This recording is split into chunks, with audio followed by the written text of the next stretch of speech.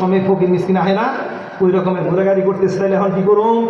কয় যে আমরা খুব সকালবেলায় যাইয়া গাছের ফলগুলো তুলে নিয়ে আসবো, একটা ফকির মিসকিনও যেন জাগ্রত না হয়, ওই সময়ে আমরা যাব।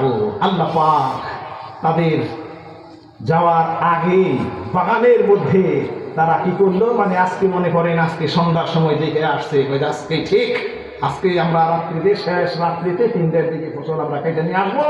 সন্ধ্যার সময় দেখে আসলো, বাড়িতে আসলো। আল্লাহ রাব্বুল আলামিন নদীর যাওয়ার আগে বাগানের উপর দিয়ে একটা আগুনের বাতাস প্রবাহিত করে দিলেন।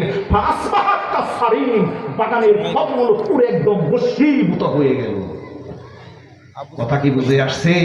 আল্লাহ পাক এই কথাটা বলেছেন, ইন্না বালাউনাহুম কামা বালাউনা আসহাবাল জান্নাহ।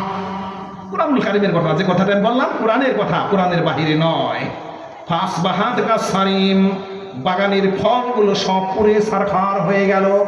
বাগানের গাছপালা দাঁড়ায় রয়েছে, আঙ্গুরগুলো পুড়ে কালো কুচকুচে হয়ে গেছে, একদম কয়লা হয়ে গেছে, অঙ্গার আঙ্গুর বেদানা।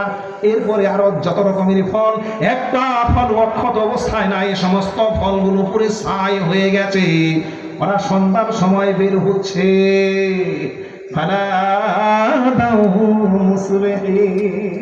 সকালবেলায় একজন আরেকজনকে ডাকাডাকি করে, আনিকদুম আলা হারসিকুম ইন কুনতুম সারিমিন, যদি সকালবেলায় ফসল তোমরা চাষ, তাড়াতাড়ি চল, তাড়াতাড়ি